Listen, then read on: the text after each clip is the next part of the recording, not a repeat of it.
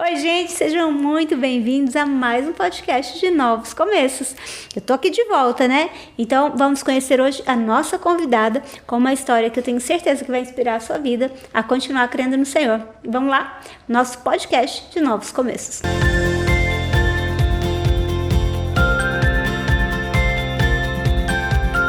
E a nossa convidada de hoje é a Jaqueline Souza. Seja bem-vinda, Jaque. Obrigada, pastora. Seja bem-vinda, viu? Gente, a Jaque, ela é esposa do Igor. A gente já conversou com o Igor aqui e agora a gente quer conhecer um pouquinho da história da Jaque, né? Sim. Jaque, sempre que a gente está aqui, a gente faz questão de contar como é que foram os nossos começos, né? Como é que foi a nossa caminhada, como que nós conhecemos o Senhor. E eu queria saber, como é que foi o seu encontro com Jesus, como é que foi o seu começo com Jesus? Então, diferente de muitas pessoas, né? Eu não tenho um momento assim onde eu percebo, Jesus me tocou. Foi aquele momento que Jesus falou comigo, me tocou, me transformou. Mas foi na minha caminhada mesmo, né? Conhecendo o Senhor, me aproximando do Senhor, eu fui me apaixonando, Ele foi me atraindo e foi assim. Você não vem de um lar cristão, você não cresceu num lar evangélico, cristão evangélico? Não vim de um lar cristão. Como é que você começou a ir para a igreja? Como é que foi isso? A gente tinha uma vizinha que morava perto da gente, e um dia ela convidou minha mãe para ir com ela numa igreja onde ela frequentava, na Planejada 1. E a minha mãe foi algumas vezes, né? A gente era criança, tinha uns 15 anos mais ou menos. E a gente começou a ir nessa igreja. Minha mãe foi algumas vezes, nos levou, mas nunca foi assim nada firme, né? Nada fixo, onde minha mãe se firmou, nada disso, né? Eram algumas vezes que ela ia mesmo. Entendi.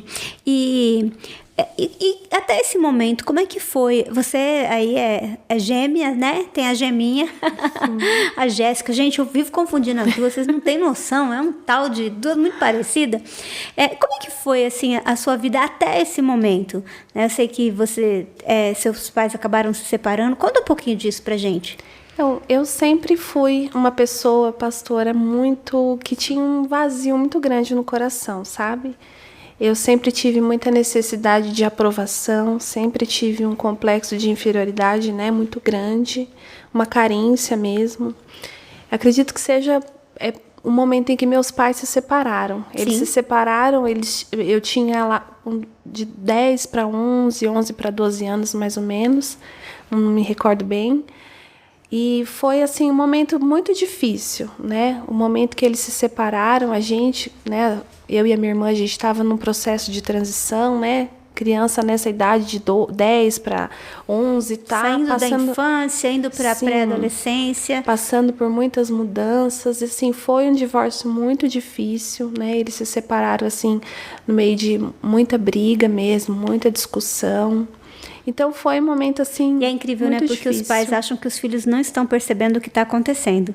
Porque naquele momento ali, eles, ainda mais nessa situação que você está comentando, a pessoa está tão focada em si mesma, querendo resolver as suas dores, os seus problemas, e ela não para pensar o que está respingando, né, nas crianças. Sim, e foi muito difícil para nós, porque era um misto de sentimentos, né? Claro. Ao mesmo tempo que a gente sofria por ser filhos, vendo os pais se separarem, a gente tinha a preocupação com a minha mãe, de ajudar a minha mãe, de não deixar a minha mãe abandonada, né?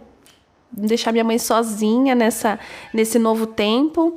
A gente tinha muita preocupação com meu irmão, né? Porque a minha mãe saía para trabalhar e a gente cuidava do meu irmão, né? A gente ficou com essa responsabilidade de levar na escola, buscar na escola. E ele tinha quantos anos? Hoje ele tem 22, ele é 8 anos mais novo que eu. Nossa, ele era pequenininho. Se você tinha 11 pequeno. anos, ele tinha uns 2, 3 anos aproximadamente. Sim, e a gente sempre, né? Sempre muito preocupada com ele, né? Sempre cuidando muito dele. Então, era um misto, né, de sentimentos. Não dava muito tempo de você ficar triste, não dava muito tempo de você, né, sofrer, na verdade, porque a gente tinha muita preocupação. Então, a gente acabou pegando muita responsabilidade. A gente pegou muitas demandas que a gente não tinha maturidade, idade mesmo. Pegar, né? Sim, não precisava, né? Mas naquele momento, né, a gente precisou ajudar, a gente precisou viver tudo aquilo, né? aquele momento difícil lá do meu pai e da minha mãe. E eu falo mais da minha mãe porque a gente ficou com ela, né? Sim. Mas o meu pai também, a gente pensava, se preocupava também com ele, aonde estava, como que vai ser. E assim, meu pai, ele não se conformava, então foi um momento assim muito, muito difícil, sabe? Muito difícil. E eu cresci com um sentimento assim de que eu precisava fazer alguma coisa. A minha irmã também, né? Não sei se um dia, quem sabe, ela grava também aqui, né? E ela vai falar a parte dela. Mas eu cresci com um sentimento assim, eu preciso fazer alguma coisa. Então, eu tinha que fazer, eu tinha que acontecer, né? E isso gerou em mim uma carência muito grande, sabe? A minha mãe, por tudo que ela passou na infância e por esses momentos também de dificuldade que ela passou, ela sempre foi, né, uma pessoa assim muito dura, muito rígida, ela cobrava muito da gente, né? Era assim muito difícil.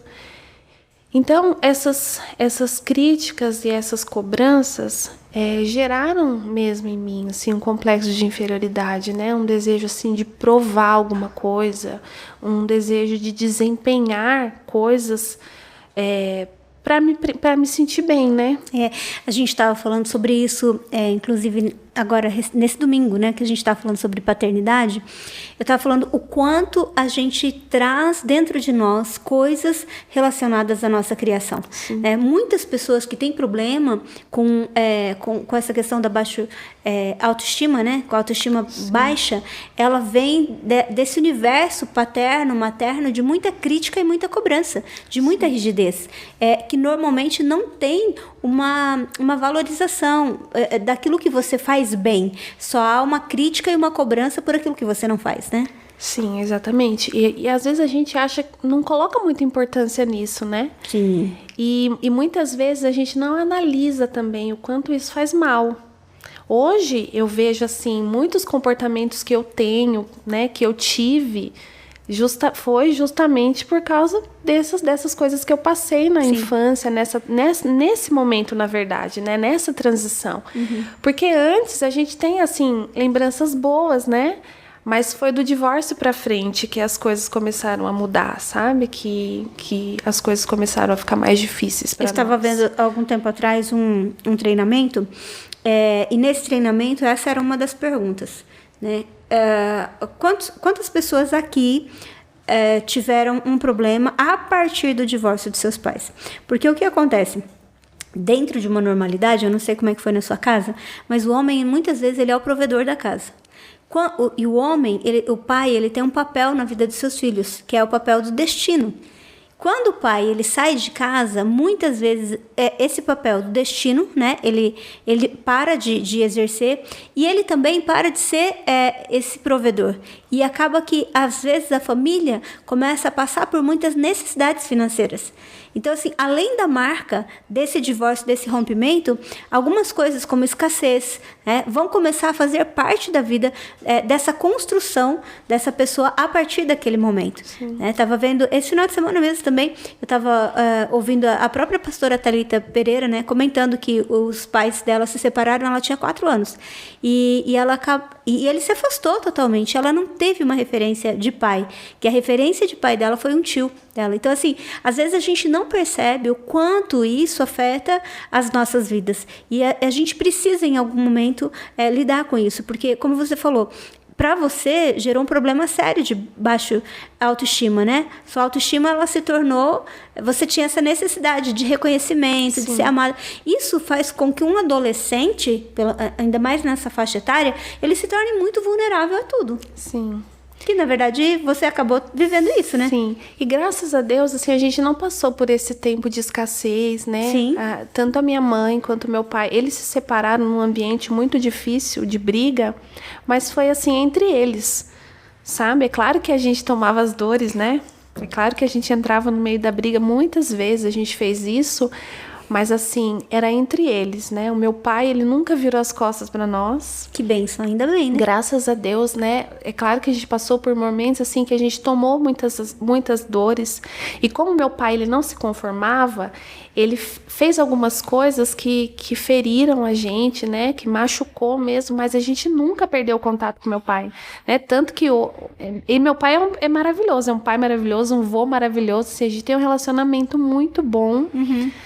E graças a Deus, né?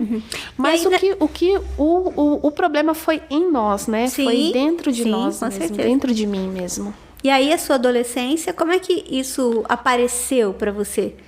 Então, devido a esse sentimento de carência, né? De baixa autoestima, eu comecei a colocar minha expectativa em pessoas, sabe? Em relacionamentos. Eu comecei a namorar muito cedo. Né? Bem nesse processo, nessa transição, eu comecei a namorar. Ele era um pouco mais velho que eu, era namoro de escola, assim, sabe? Mas eu tinha essa necessidade, né? De que as pessoas me amassem, né? De que as pessoas me valorizassem, me achassem bonita, elogiassem. Então eu comecei, né, a ter relacionamento muito cedo. Né, eu acredito com 15 anos, 14, 15 anos, foi meu primeiro namorado, né, e eu sempre, pastora, né, desde o divórcio, desde que tudo aconteceu, eu tive essa necessidade, né, de buscar em pessoas a minha alegria, de buscar em pessoas a minha felicidade, e foi, assim, muito difícil, né, porque... E fica muito vulnerável, né, Sim. porque quando nós... dependemos de elogios de pessoas, nós vamos morrer quando nós somos criticados. A gente vai ter essa necessidade da validação de pessoas. E é um problema realmente muito sério de identidade, né? Sim. E aí, é nesse momento que aparece o príncipe. Quase. Eu tive esse primeiro namorado, né? Um namoro de escola. A gente ficou, acho que 2 anos, se eu não me engano. Não, acho que menos. 1 ano, pouco. E aí eu comecei a trabalhar, né? Com 16 anos eu comecei a trabalhar na Caixa Federal. E aí teve uma mudança aí, né? Porque de colocar expectativa em pessoas, agora eu achava que eu estava no meu melhor momento, né? Porque eu estava trabalhando no banco, eu achava que agora tudo ia dar certo para mim. Mas por mais que eu estivesse ali no momento bom, né? Nada mudou dentro de mim. Internamente o buraco continuava, a carência, né? Continuava, né? Sim. Era um emprego muito bom, né? Eu ensinava as pessoas as meninas que chegavam, eu ensinava, eu comecei a crescer lá dentro, tudo, mas mesmo assim nada mudou, né? Dentro de mim nada mudou. E aí em 2009, né, a gente já morava ali no CDHU, que meu pai e minha mãe se separaram, minha mãe comprou um apartamento ali, e a gente começou a morar ali, e tinha um vizinho, né? Chamado Igor. Que é o podcast que a gente gravou, Sim. gente. Se você não assistiu, corre lá, dá uma olhada no nosso playlist, assiste lá, que você vai ver a transformação que Deus fez na vida dele. Sim. E a gente teve, na verdade, o primeiro contato em 2009. Ele tinha 14 anos. Olha isso, gente, pelo amor. E assim, eu ia fazer 16, né? A gente teve o primeiro contato dia 18 de julho. Olha, e o meu aniversário era 29 de julho. E ele tinha 14 anos, eu tava de 15 para 16, 2 crianças, né? Ele ficava ali na rua de casa andando de skate, com as crianças ali do bairro, né? E eu me apaixonei. Me apaixonei pelo Igor com 14 anos. Mas assim, eu era uma criança, né? Mas assim, ele era mais, né? Com certeza, né? Porque 14 Você já estava trabalhando, você já estava no banco, já tinha algumas outras coisas, sim, né? Eu já tinha responsabilidade em casa, né? Já ajudava minha mãe, já tinha aquela pouca maturidade, né? E ele não, né? Ele era uma criança mesmo, começou tudo muito cedo, né?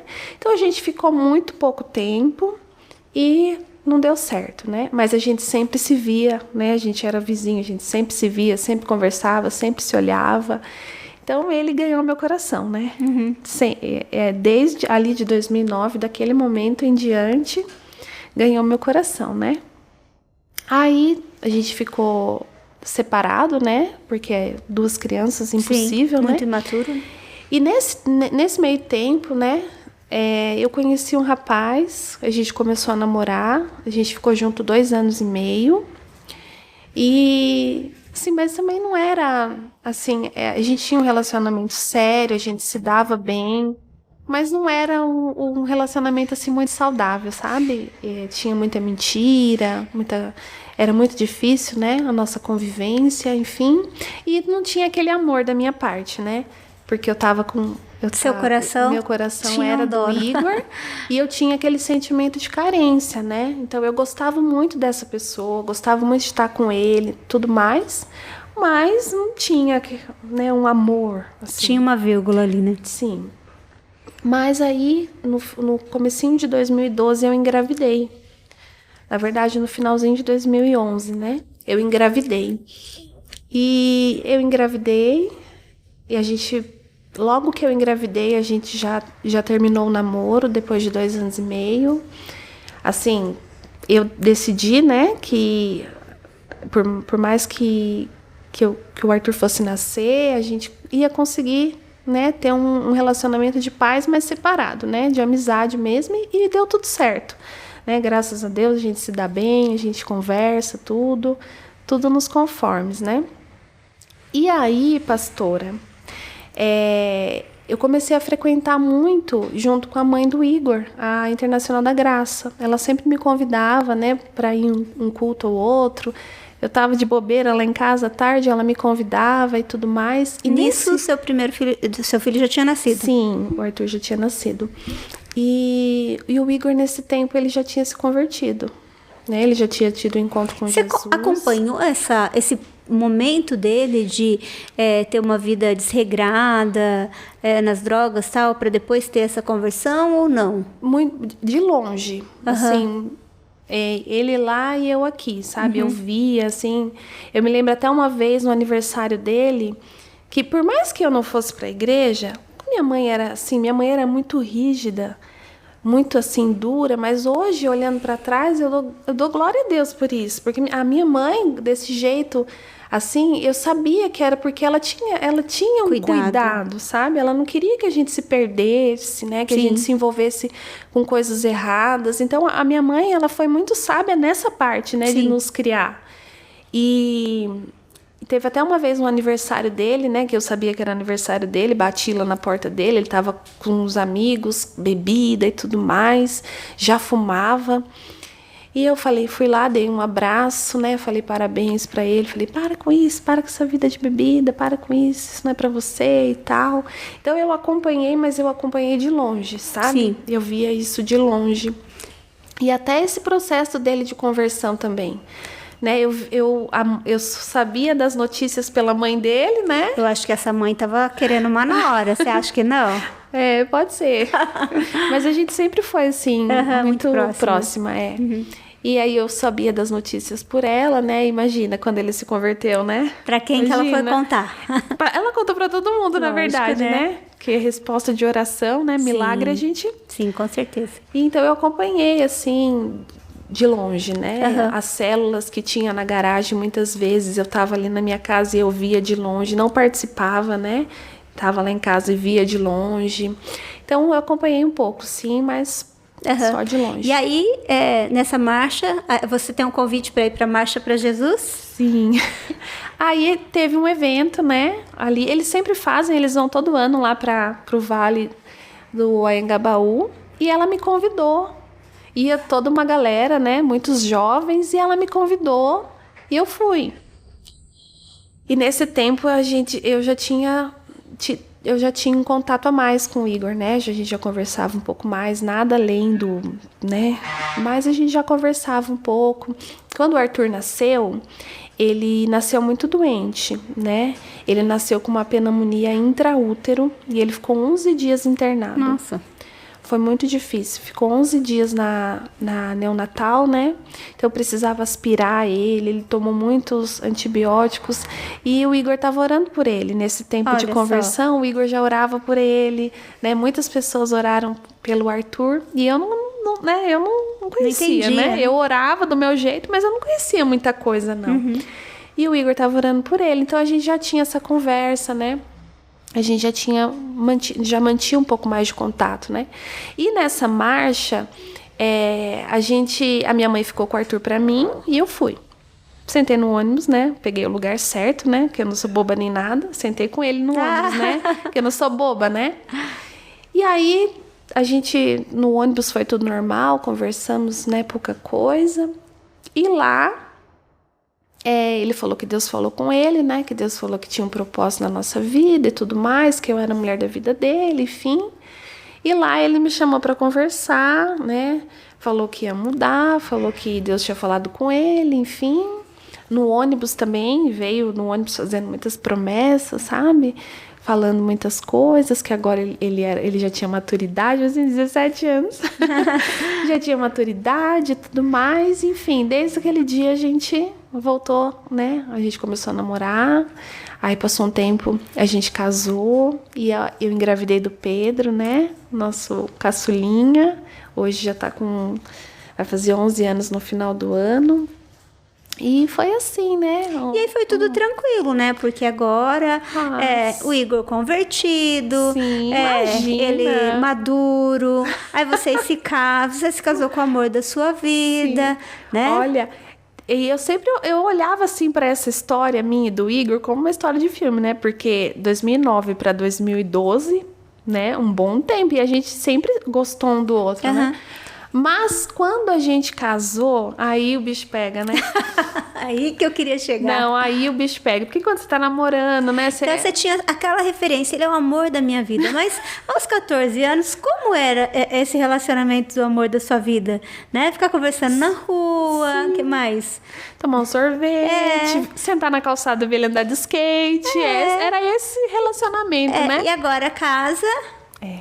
E assim, eu não tinha maturidade, nem tem conta para pagar. Um bebê de quanto tempo? 6 meses, 7 meses. Um bebê de 6, 7 meses, uma vida nova e uma pessoa de 17 e uma de 19 anos. Sim, muito complicado.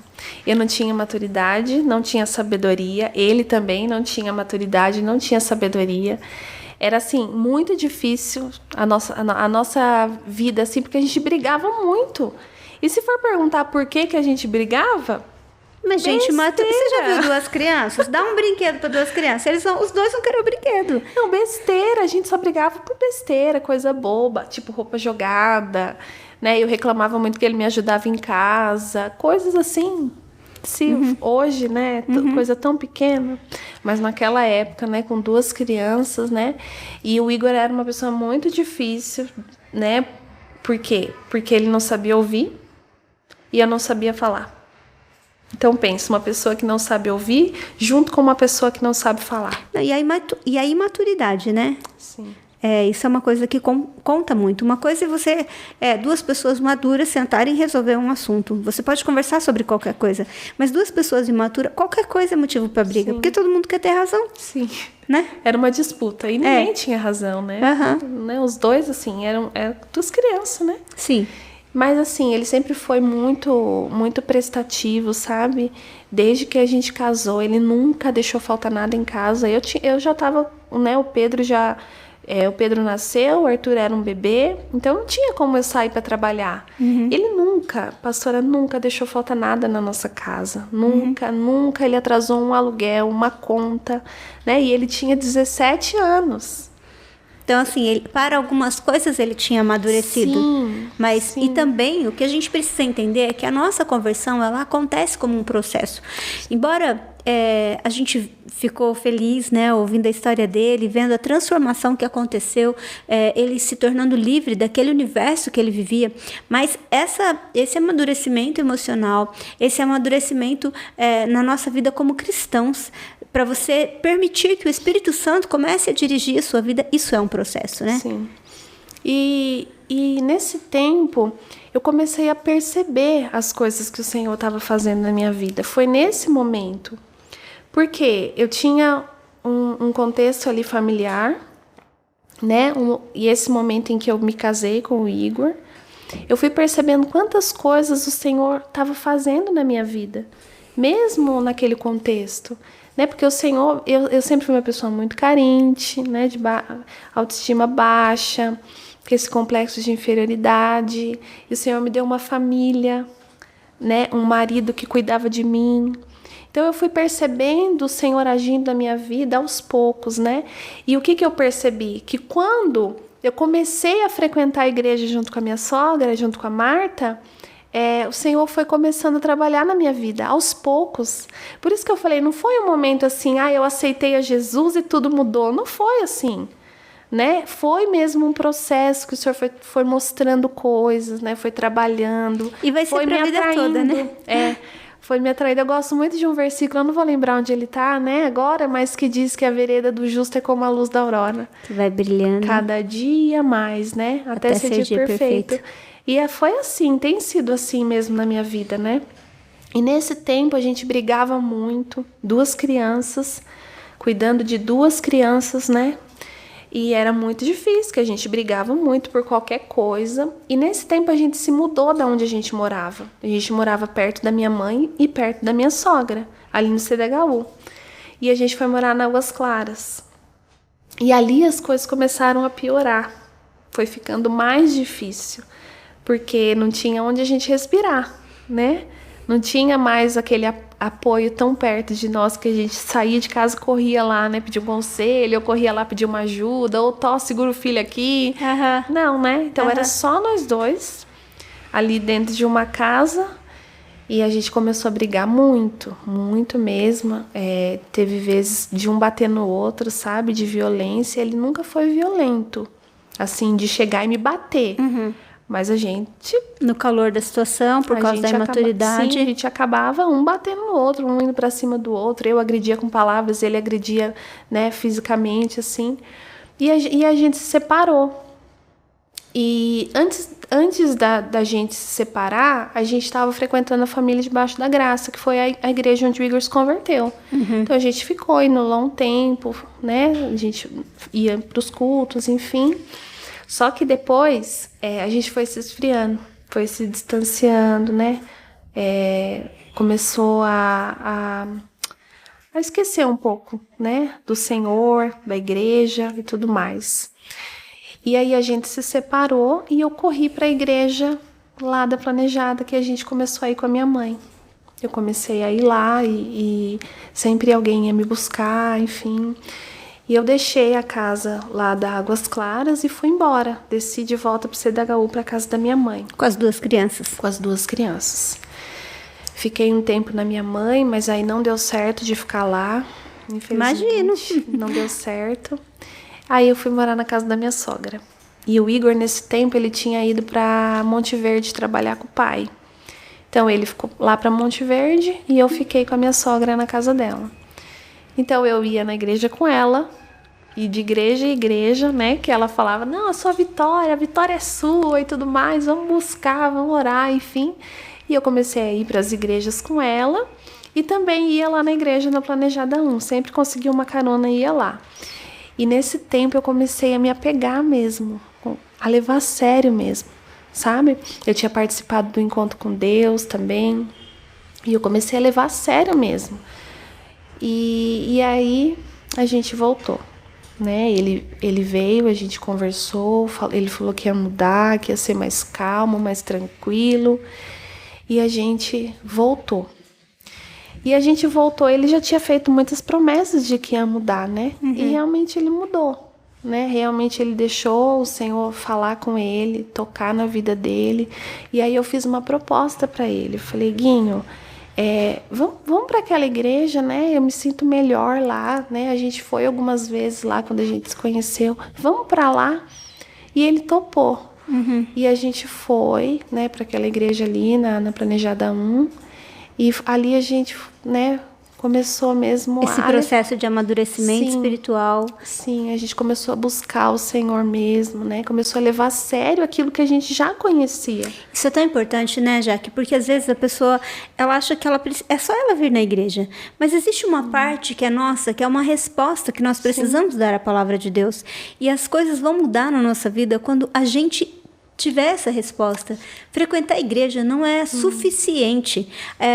Nós precisamos sim estar na igreja, mas nós precisamos aproveitar esse momento para receber da palavra, para permitir que a palavra entre no nosso coração e gere as transformações. E quando essas transformações acontecem na nossa vida, isso vai reverberar, vai influenciar a nossa casa, o casamento, a criação de filhos, o nosso trabalho, a administração financeira. Eu penso que quando você tem uma vida alicerçada em Deus, uma resposta para a palavra de Deus, quando você permite que o Senhor gere essa transformação no seu coração, com certeza todas as áreas da sua vida são afetadas. Sim. E a gente começou a deixar mesmo o Senhor tocar, né? E eu muitas vezes queria falar, ficava calada. E ele também tem certeza, né? Que muitas vezes ele queria falar e ele se calava. Então a gente começou a buscar o Senhor e permitir o Senhor nos transformar. Sim. Né? A gente começou a ensinar a palavra para as crianças. Eles iam dormir, a gente ensinava a palavra, a gente orava. O pouco que a gente sabia, a gente começou a colocar em prática. E aí as coisas começaram a mudar, né? A gente saiu da Águas Claras quando a gente se separou. A gente foi morar na casa... Eu fui morar com as crianças, na verdade, né? Na casa da minha sogra. E quando a gente voltou, a tia do Igor emprestou uma casinha para nós, né? Era 3 cômodos, muito simples. E ali a gente começou a ver a mudança. O Senhor fazer uma mudança mesmo na nossa vida, né? E aí a gente começou firme nessa igreja, né? Começou a trabalhar na obra, começou a servir o Senhor. A gente fazia tudo, né? E aí as coisas foram começando a mudar mesmo. Que bênção, né? Tão bom. E como é que foi essa questão aí do seu coração a partir de então? Porque a gente vem com um histórico aí de baixa autoestima, né? E aí? Em que momento que você consegue identificar o Senhor tratando um pouco isso um pouco melhor? Foi no momento da separação mesmo. E hoje eu vejo que foi no momento que a gente se separou que eu entendi o quê? Que o Senhor, né, é suficiente. Isso. Porque eu já tinha colocado em muitas pessoas, né? Eu já me relacionei, pastora, com um homem casado, 10 anos mais velho que eu, né? Eu tinha o quê? Não sei, mas foi nessa transição, nessa essa vulnerabilidade, é isso que a gente fala. Quando a pessoa não sabe o que ela aceita qualquer coisa. Sim, qualquer proposta. Qualquer promessa, né? Sim. E aí, chega um momento que vocês chegam aqui, né, para caminhar conosco. Como é que foi isso? A gente passou um tempo, né, na igreja, lá na Plenitude, onde a gente ficou ali 9 anos, né, servindo, cuidando dos jovens, servindo ao Senhor. Mas acabou o nosso ciclo ali, né? Eu me lembro que eu orava muito, eu falei, Senhor, depois de 9 anos, né, uma caminhada assim, de tantas coisas o Senhor já tinha feito, né? A gente cuidava dos jovens, passou um tempo cuidando. Aí ele nos consagrou pastores, a gente caminhou ali com ele, ajudando a igreja, né, crescer, enfim. Aí eu comecei a orar, eu falei, Senhor, eu quero viver algo novo, sabe? Eu quero viver algo diferente, algo que eu nunca vivi nesses 9 anos, quero experimentar algo novo. E no final do ano, né, eu comecei do 2023 para 2024, é isso? 22 para 23? Acho que é 22 para 23. E eu comecei a orar nesse sentido, falei, Senhor, né? Mas eu achava que seria naquele lugar, né? Naquele processo mesmo. E aí o Senhor mudou todas as coisas, nos deu, né, uma nova direção, coisas aconteceram que se não acontecessem, nós não íamos, né, mudar para o novo. E aí a gente chegou aqui, né? Eu cheguei aqui, confesso que muito, assim, ferida, né, frustrada, mas teve um culto que a senhora eu nunca esqueci que a senhora falou isso. A senhora falou que pessoas ferem pessoas, mas pessoas também curam pessoas. Deus usa pessoas para curar pessoas. Sim. E foi assim, né? E a gente chegou aqui, a gente veio uma vez para visitar. Não, vamos visitar muitas igrejas, né? Depois a gente encontra onde a gente vai ficar. Mas a gente veio 2, veio na terceira vez. Aí quando a gente foi no GC... A gente aí é amor à encontrou. primeira vista, né? É, beleza. Gente, o Encontrou nosso GC lugar. é algo assim maravilhoso, porque é o lugar onde você vai ser cuidado, onde você vai criar relacionamento, não é isso, Jaque? Sim, maravilhoso. Nossa, o GC foi o que me atraiu mesmo, né? A gente amou os cultos, né? Maravilhoso. A palavra, a visão da igreja, né? De amar, de abraçar pessoas. E o GC é maravilhoso, é a cereja do bolo, né? Maravilhoso, a gente encontrou pessoas mesmo que amam o que fazem, né? Que amam pessoas, né? Que amam não pelo que as pessoas fazem, mas pelo que as pessoas são, né? Então, E é ali que você tem como se relacionar, saber o Sim. nome, a pessoa conhece um pouco da sua história, você vai conhecer a história das pessoas, Sim. você realmente cria conexão e relacionamento, né? Por isso que é grupo de crescimento, não é o crescimento da igreja, mas é o crescimento das pessoas. É verdade, né? E a primeira pessoa que eu conversei ali no GC, que eu me abri mesmo, que eu tive a oportunidade, foi a Ieda. Nossa, e o GC que a gente, né, frequenta, que a gente vai, é na casa da Ieda, ali no Quinta dos Vinhedos. E assim, eu me apaixonei, né, pelas pessoas, a Thaís e o Kaique. Nossa, é incrível, né? E a gente sempre fala sobre o GC para as pessoas que chegam, né? Não, é fundamental. A gente orienta isso também porque é fundamental. Mas aí, mesmo assim, 9 anos à frente de vários trabalhos, já consagrado a pastores, cuidando de jovens, e aí você resolve fazer o carisma. O carisma foi o melhor presente que Deus me deu. Nossa, a gente sempre teve o sonho, tanto eu como o Igor. A gente sempre teve um sonho de estudar mais a palavra, né? De fazer mesmo. A gente não entendia esse seminário, né? A gente queria estudar mais da palavra. E um dia o Igor recebeu uma palavra de Deus, né? E Deus falou para ele que nós fomos chamados para ensinar. E a gente sempre teve essa visão, né? Quando a gente cuidava dos jovens, a gente sempre ia para essa linha de ensino mesmo. Então, a gente pregava muito essa parte de fazê-los crescer, de ensinar mesmo, né? Ensinar o caminho. E Deus deu uma palavra para o Igor, falou que a gente tinha sido chamado para ensinar pessoas. E quando o Fábio trouxe para nós a proposta, o presente do carisma, foi uma confirmação mesmo, porque a gente só ensina se a gente aprender.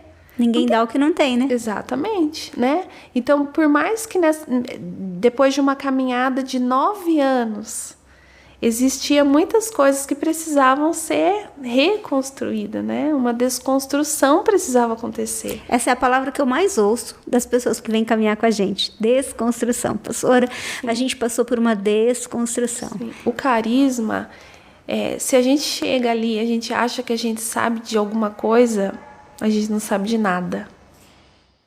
Nada. Tudo que nesses 9 anos eu já aprendi, eu percebi no carisma que eu não sabia de nada, sabe? O carisma é maravilhoso. E aí gera essa transformação, né, o complemento e esse chamado. E é o que você falou, na verdade, é um processo, e é um processo para a vida toda, né? E hoje você sabe quem você é em Cristo, e aí não tem mais essa necessidade dessa dependência. Isso é tão maravilhoso, né? Houve um momento da minha vida que eu precisei entender isso, né? Porque eu já tinha colocado uma expectativa em pessoas, né? Em emprego. E aí, quando eu me casei com o Igor, no meu marido, porque querendo ou não, antes eu era apaixonada e eu queria o Igor. Mas quando eu me casei, aí eu queria o marido perfeito. A vida perfeita. Aí quando eu tive filhos, eu queria o filho perfeito. Filhos perfeitos, né? Uma família perfeita. Então, se a gente não tomar cuidado e não entender que o Senhor é que preenche o nosso vazio, que a nossa expectativa tem que estar nele, a gente vai viver uma vida de frustração. Com certeza. Né? Porque ninguém é capaz de preencher o vazio no nosso coração, só Jesus. E eu entendi isso. Eu tenho entendido isso. Né? É claro que é um processo, né? Que muitas vezes a gente percebe, a gente olha, opa, né? Preciso tomar cuidado com isso. Preciso tomar cuidado com isso, né? Preciso vigiar nisso. Mas hoje eu entendo, hoje eu sei. E é tão importante essa autoavaliação e entender que o problema está em nós, a carência é nossa.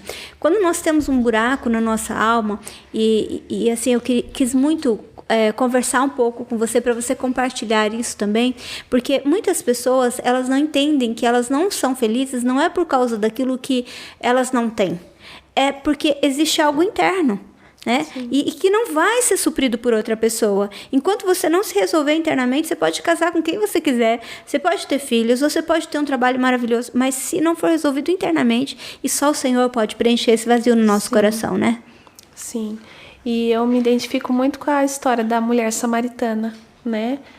E muitas vezes a gente coloca, né, a nossa expectativa, a nossa esperança em muitas coisas, quando na verdade é só Ele, né? É só Ele que é capaz de nos preencher, nos renovar. E houve um tempo também que o Senhor me mostrou, né? Eu acredito que tudo que a gente passou nesse tempo de ministério, eu acabei, de alguma forma, me apegando também nisso. Porque, querendo ou não, quando a gente tem uma caminhada, quando a gente tem um compromisso, uma responsabilidade na obra, a gente acaba pegando isso como uma muleta, né? Exato. Então, o que antes eu colocava, o que antes podia preencher meu vazio era relacionamentos e emprego, agora era o ministério. Você só substituiu, né? Então, quando a gente está dentro do ministério e exercendo, é muito fácil a gente dizer assim, não, meu coração é do Senhor, não é do ministério, não é do que eu faço. Mas quando o Senhor tira, aí você percebe que aquilo tinha sim o seu coração. Não é verdade? É verdade. Tinha, mas sim. Que bom, né? Que houve um momento que o Senhor te deu o privilégio de entender isso. Sim. Eu quero falar isso para você também. Talvez você tá aí vivendo um momento de angústia, de tristeza, e você está esperando que alguma coisa aconteça para que isso seja suprido. Se você é solteiro, talvez você acredite que quando você se casar, quando você encontrar o amor da sua vida, você vai ser feliz e vai ser completo. Se você é casado e você não tem filhos, a tendência é achar que quando você tiver filhos, você vai ser feliz. Sim. E vai ser completo. Se você é casado e você já tem filhos, você vai acreditar que quando você tiver o emprego dos seus sonhos, isso vai... Mas, olha, nem uma coisa, nem outra coisa. Talvez você pense, não, quando eu estiver ativo, né? O Senhor me chamar ministerialmente. Gente, a nossa completude está no Senhor. Quando nós temos olhos para Ele, quando nós conhecemos o Senhor, acredite, nós vamos descobrir quem nós somos. Esse buraco, esse espaço dentro do nosso coração, ele é totalmente preenchido. Então, se eu posso dar um conselho para você, busque o Senhor. Ele é aquele que vai preencher todos os espaços vazios da nossa alma, todas as lacunas. Sim. E aí a gente não vai projetar isso em pessoas. Até porque nós nos tornamos muito pesados quando nós jogamos a nossa expectativa de ser feliz em cima de alguém, não é? Verdade. Então, eu queria pedir para você qual recado, embora existam tantos recados aqui na nossa conversa, mas que recado você dá para alguém que hoje olha para si com esse olhar de não se valorizar, dessa necessidade da aprovação do outro, dessa baixa autoestima. Qual é o recado que você dá para essa pessoa hoje? O meu recado mesmo é para que você olhe para o Senhor, né? A gente precisa voltar os nossos olhos para o Senhor. Um dia Deus me falou algo tão lindo, né? Eu acordei assim para chamar os meus filhos para a escola e eu acordei eles, a roupa estava preparada, tudo preparado, o café preparado, tudo certinho para eles irem para a escola. E o Senhor falou assim, é assim que eu sou com você, né? Você não precisa se preocupar, eu tô cuidando de tudo, né? Eu tô no controle de tudo, tá tudo preparado. Os meus filhos, eles não precisam se preocupar porque eles sabem que eu não vou me atrasar. Eles sabem que a roupa vai estar limpinha, lavadinha, só vestir para a escola. Eles sabem que eles não vão se atrasar para entrar na escola porque eu vou cumprir o meu horário. Eles não precisam se preocupar se eu preparei o café porque eles sabem que eu preparei. Amém.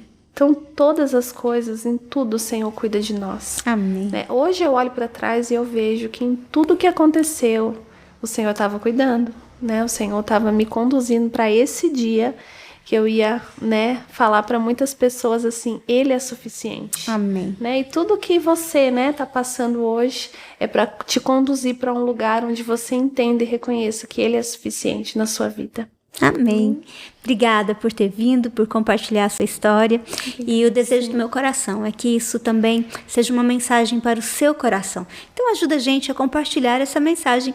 Interaja com esse vídeo curtindo, compartilhando, para que outras pessoas possam ser abençoadas e elas possam colocar no Senhor a sua expectativa e a sua confiança. Deus abençoe você e até o nosso próximo podcast de Novos Começos.